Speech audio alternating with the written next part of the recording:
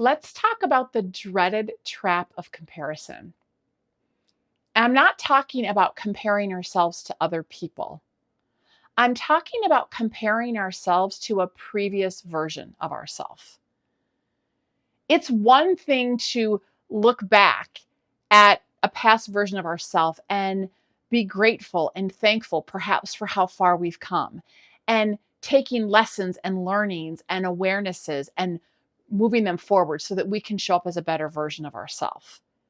But the comparison trap I'm talking about is where we kind of almost get stuck in nostalgia and we are attached to a previous version of ourselves and then beating ourselves up because we can't do it like we did before. That could be maybe I don't have the strength I used to have doing my workouts. Maybe I need more rest than I used to. Maybe I don't have as much energy as I used to. Maybe I'm not as productive as I used to. Maybe I can't handle, back-to-back meetings like I used to. Maybe I'm not fitting into clothes like I used to. The list literally goes on and on. And when we get stuck in that type of comparison, our head trash takes over and it is a trap of an energy drain and despair and just not helpful.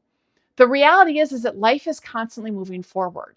And what we can do when we find ourselves in that almost nostalgia self-comparison trap is give ourselves a little grace and say, you know what? I am not the same person that I was 6 months ago. And there's ways that I feel stronger and better. And there's ways that, you know what? I'm struggling a bit more. And that's okay because this is a different season. And rather than trying to force fit ourselves into a past version of ourselves, we can instead acknowledge the realities of whatever they are today. And then say, given this reality, what am I needing to be the best version of me today, in this season, in this chapter, and then move forward from there.